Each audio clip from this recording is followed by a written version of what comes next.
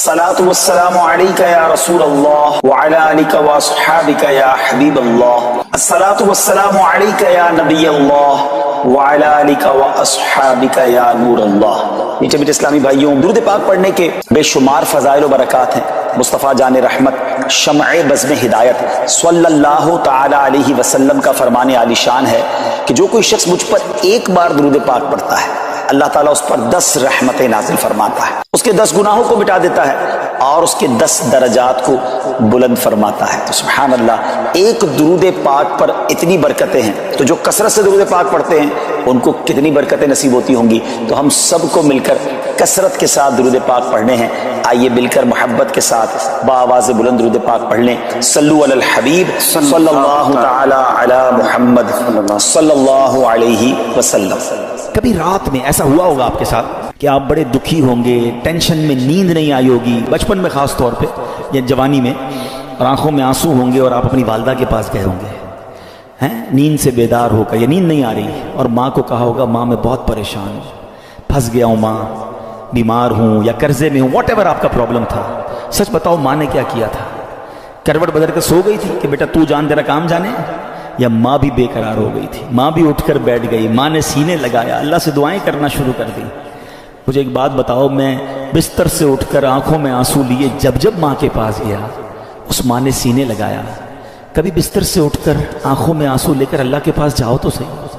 میرا رب تو وہ ہے جس نے میری ماں کے دل میں ممتا بھی اسی نے ڈالی ہے، وہ کئی ماؤں سے زیادہ چاہنے والا ہے۔ ہمارا پرابلم یہ بات ہی نہیں کرتے اللہ سے، ہم سب سے بات کرتے ہیں۔ آپ اس کو ٹرائی کر کے دیکھ لیں، یہ راتیں اللہ سے مانگنے کی ہیں، اور اللہ سے اپنی مادری زبان میں جس طرح بات کرنی ہے بات کرے نا۔ دنیا میں کسی بڑے آدمی، گورنر، وزیر اعظم، صدر سے بات کرنی اول تو ٹائم نہیں ملتا، نمبر نہیں ملتا، مل جائے تو سیکرٹری بولتا ہے صاحب بہت بیزی ہیں، 15 دن بعد موقع ملے گا۔ اچھا پھر ملاقات 5 منٹ کی ہوگی، کتنی کنڈیشن ہے یار۔ میں تو کہہ رہا ہوں خدا سے بات کرنی ہے، احکم الحاکمین سے بات کرنی ہے۔ کیسے ہوگی؟ پوچھو مولا علی سے۔ کہتے ہیں جب میرا جی چاہتا ہے میرا رب مجھ سے بات کرے، میں قرآن پڑھنے لگ جاتا ہوں، اور جب جی چاہتا ہے میں اللہ سے بات کروں، میں دعا کرنے لگ جاتا ہوں۔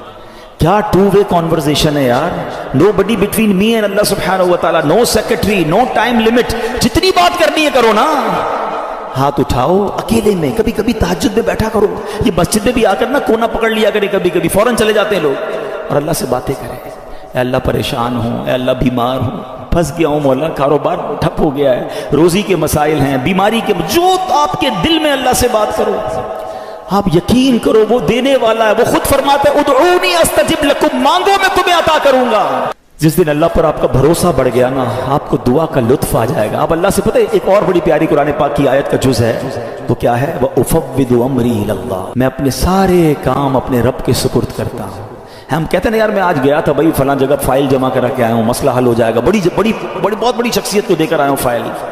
جب آپ یہ پڑھو گے نا تو دل سے آواز آئے گی فائل جمع کرا دی اللہ کی بارگاہ میں۔ آپ کے لیے زبردست وظیفہ لے کر آیا ہوں۔ تفسیر قرآن صراط الجنان کا مطالعہ کر رہا تھا، 22واں پارہ صراط الجنان پیج نمبر 143، اور یہ آیت نمبر ہے 26 سورہ سبا، اس کی تفسیر میں۔ تو کیا کمال کے دو اللہ تبارک و تعالیٰ کے ناموں سے خوبصورت وظائف ملے، الفتاح اور العلیم، یہ یاد کر لیجئے۔ علامہ اسماعیل حقی رحمۃ اللہ تعالی فرماتے ہیں الفتاح، یہ اسم مبارک کا خاصہ یہ ہے کہ اس کی برکت سے مشکلات آسان ہو جاتی ہیں، دل روشن ہو جاتا ہے اور کامیابی کے اسباب حاصل ہو جاتے ہیں۔ نماز فجر کے بعد جس نے سینے پر ہاتھ رکھ کر 71 ٹائمز اس اسم کو یعنی یا فتاحو یہ پڑھا تو اس کا دل پاک اور منور ہو جائے گا، اس کا کام آسان ہو جائے گا، اور اس کی برکت سے رزق میں بھی وسعت ہوگی۔ اور دوسرا ہے العلیم، اس اسم مبارک کا خاصہ یہ ہے کہ اس کا ورد کرتے رہنے والے کو علم اور معرفت حاصل ہوگی۔ یہ بھی پڑھتے رہا کریں العلیم العلیم العلیم۔ اللہ تعالیٰ مجھے اور آپ کو اپنے ناموں کا اور اپنا ذکر کرنے کی توفیق عطا فرمائے۔ بہت سارے لوگوں کا دل جو ہے وہ مسجد میں نہیں لگتا۔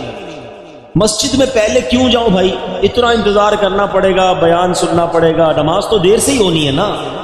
یہاں بہت سارے لوگ بالکل جماعت کھڑی ہو جائے اس کے بعد آتے ہیں، کچھ لوگ رکوع میں امام صاحب چلے جائیں پھر آتے ہیں، اور جیسے ہی نماز ختم ہوتی ہے ویسے ہی نکلنے کی کوشش کرتے ہیں۔ یعنی احساس یہ ہوتا ہے، وہ ایسا لگتا ہے، محسوس یہ کرواتے ہیں کہ مسجد میں لوگوں کا دل نہیں لگتا. اور روایتوں میں مومن کی مثال دی گئی کہ مومن مسجد میں ایسا ہوتا ہے جیسا پانی کے اندر مچھلی ہوتی ہے. Fish in the water. مچھلی پانی میں کتنا پرسکون ہوتی ہے، اور مچھلی کو پانی سے نکال دیں تو بے چین بے قرار تڑپتی رہتی ہے. مگر بدقسمتی کے ساتھ بہت بڑی اکثریت ہماری وہ ہے کہ وہ مسجد کے اندر اس طرح ہوتی ہے جیسے مچھلی پانی کے باہر ہے، بے قرار بے چین گھڑی دیکھتے رہیں گے یار کب اذان ہوگی، کب جماعت ہوگی. کبھی امام صاحب 1 منٹ لیٹ ہو جائیں، 2 منٹ لیٹ ہو جائیں تو امام صاحب کو پکڑ لیں گے، حضرت 2 منٹ آج آپ نے لیٹ جماعت شروع کی. امام صاحب 1-2 منٹ لمبی نماز پڑھا دیں، دعا طویل کر دیں، اس پر اعتراض کرنے والے اعتراض کر رہے ہوتے حضرت آج آپ نے 2 منٹ لمبی دعا کرا دی. اللہ کے بندو 1-2 منٹ زیادہ اللہ کے گھر میں بیٹھنے کو ملا نا، شکر ادا کرو. اچھا یہی بندہ باہر چائے کی دکان پر گھنٹوں بیٹھ جائے گا دوستوں کے ساتھ، وہاں کوئی ٹائم نہیں دیکھنا، مسجد میں 2 منٹ زیادہ کیوں گزرے اس پر اعتراض شروع ہو جاتا ہے. اس کا مطلب پتہ ہے کیا ہوا کہ دل مسجد میں نہیں لگ رہا.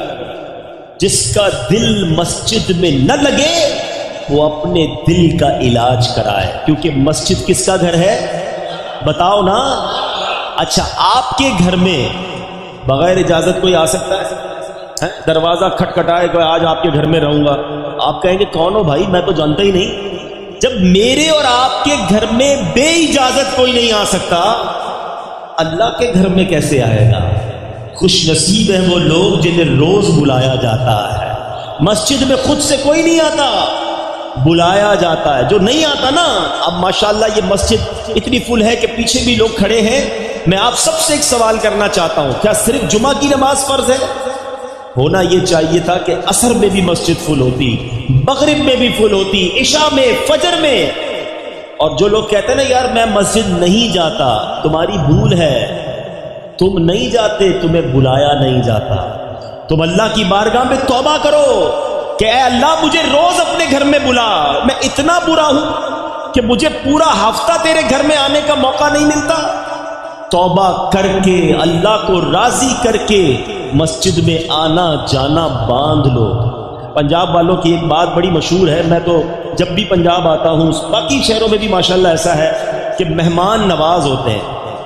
جب بھی آئیں بڑا خیال کرتے ہیں مہمانوں کا، ٹھیک ہے نا. تو جب آپ کے گھر کوئی آتا ہے کیا کرتے ہو؟ مہمان خوش ہو کر جائے. ایسا ہی ہے نا، اگر آپ کے گھر پہ کوئی مہمان آتا ہے آپ کیا کہتے ہیں؟ یار مہمان راضی ہو کے جائے. آپ مہمان کو کچھ تحفہ بھی دے کے بھیجتے ہیں. ایسا ہی ہے، جب اللہ کے گھر پر کوئی آئے گا تو اللہ اسے جھولی بھر کر نہیں بھیجے گا، اسے خوش کر کے نہیں لوٹائے گا. خوش نصیب ہے وہ لوگ جو مسجد میں روز آتے ہیں، بیٹھتے ہیں، سکون سے ذکر و اذکار پڑھتے ہیں. ارے دنیا میں کسی کے گھر جاؤ وہ تحفے کے ساتھ بھیجتا ہے، اللہ کے گھر میں آئیں گے وہ جھولیاں بھر کے لوٹائے گا. تو نیت کر لیں انشاءاللہ. پہلی نیت تو یہ کر لیں کہ اب انشاءاللہ 5 نمازیں مسجد میں باجماعت ادا کریں گے. جمعہ کا دن کوئی عام دن نہیں ہے، یاد رکھیے گا. جمعہ کا دن ایک بڑا خاص دن ہے. اللہ تبارک و تعالی نے ہم پر ایک خاص کرم کیا ہے کہ ہمیں ہر ہفتے یہ دن عطا فرمایا. جمعہ کے دن کچھ خاص اعمال کرنے والے ہیں، وہ بھی عرض کرتا ہوں. لیکن جمعے کی پہلے اہمیت کو سمجھیے کہ جمعہ پیارے آقا علیہ الصلوۃ والسلام کی احادیث اور روایتوں کے ذریعے علماء نے بتایا کہ جمعہ یوم العید ہے. جمعہ سب دنوں کا سردار ہے. جمعہ کے روز جہنم کی آگ نہیں سلگائی جاتی. جمعہ کی رات دوزخ کے دروازے نہیں کھلتے. جمعہ کو بروز قیامت دلہن کی طرح اٹھایا جائے گا. جمعہ کے روز مرنے والا خوش نصیب مسلمان شہید کا رتبہ پاتا ہے اور عذاب قبر سے محفوظ ہو جاتا ہے. مفسر شہیر حکیم الامت حضرت مفتی احمد یار خان نعیمی رحمت اللہ تعالی علیہ فرماتے ہیں کہ جمعہ کو حج ہو تو اس کا ثواب 70 حج کے برابر ہے. کیونکہ جمعے کی ایک نیکی کا ثواب 70 گنا ہے، ملٹی پلائی بائی 70. ہم کہتے ہیں نا یار فلاں جگہ اسکیم لگی ہوئی ہے بھائی، 50% ڈسکاؤنٹ، 20% ڈسکاؤنٹ. زیادہ ڈسکاؤنٹ ہو تو سردی میں گرمیوں کا سامان